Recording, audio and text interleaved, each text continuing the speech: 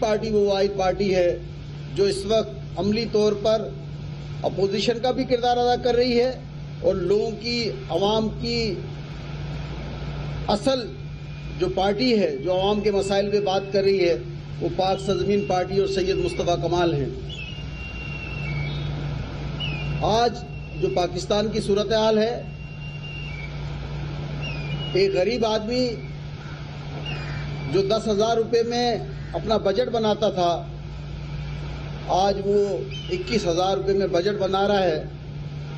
شہر کی صورتحال یہ کہ کچرا اٹھ نہیں رہا، جگہ جگہ سڑکیں ٹوٹی ہوئی ہیں، گٹر ابل رہے ہیں۔ حیدرآباد پکا قلعہ، وہاں پر 5 دن سے لائٹ نہیں تھی، 5 دن سے۔ جو حیدرآباد کی جو صورتحال دیگر جو سڑکوں کی اور پانی کی ولیدہ، 5 دن سے لائٹ نہیں ہے پکا قلعہ حیدرآباد میں۔ اس تمام صورتحال میں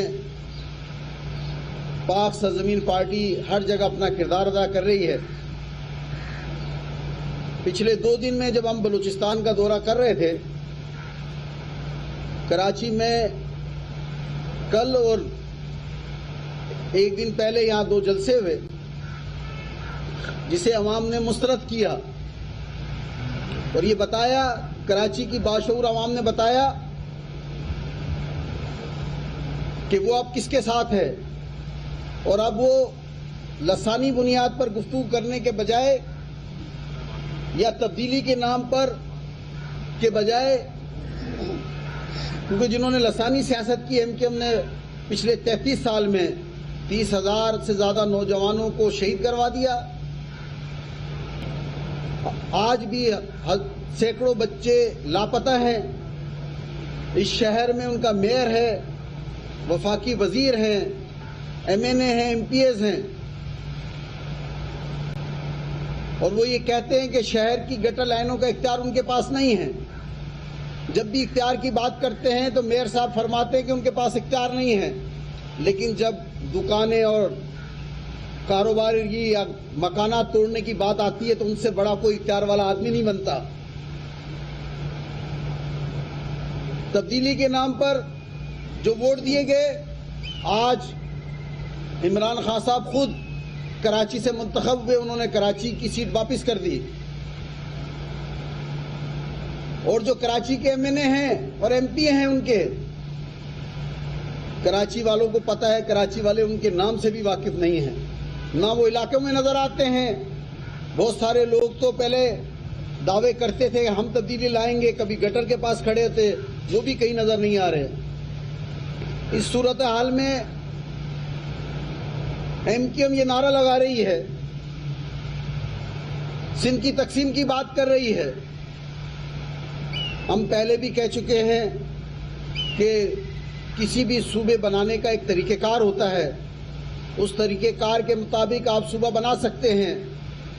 آج تک آپ نے صوبائی اسمبلی میں ایک آواز نہیں اٹھائی ہے۔ صوبائی اسمبلی میں آپ کو 160 اراکین اس بات پر متفق ہو جائیں، پھر قومی اسمبلی اور سینٹ میں جائیں، صوبہ بنانے کا ایک طریقہ کار ہے۔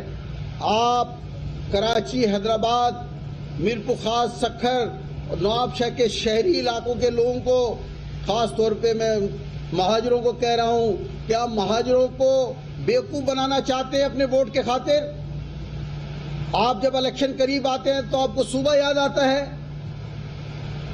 آپ کو پتہ ہے کہ کراچی میں جتنے مہاجر بستے ہیں اس سے زیادہ مہاجر اندرون سندھ بستے ہیں۔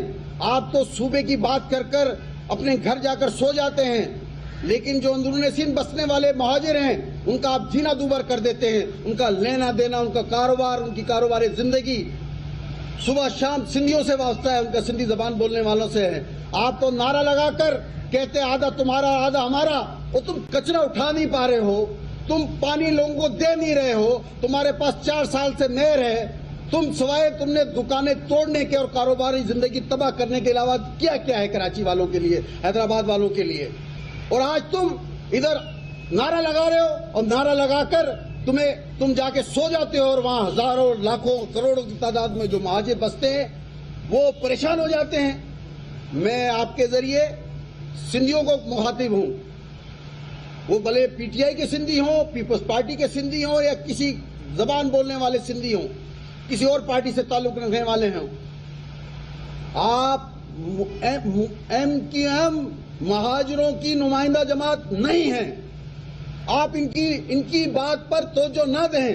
آپ جب جوابی بیان دیتے ہیں ان کو توقیف ملتی ہے، یہ مہاجروں کو ورگلاتے ہیں۔ میں آپ کے ذریعے تمام سندھیوں کو کہتا ہوں کہ ان کی بات پہ توجہ نہ دیں، یہ مہاجروں کے نمائندہ نہیں ہیں۔ انہوں نے صوبہ نہیں بنانا ہے، انہوں نے پھر الیکشن کے ٹائم اردو بولنے والوں کو اس بات کا نعرہ دے کر ووٹ حاصل کر پیسے کمانا، اس کے علاوہ ان کا کوئی ایجنڈا نہیں ہے۔ تو میں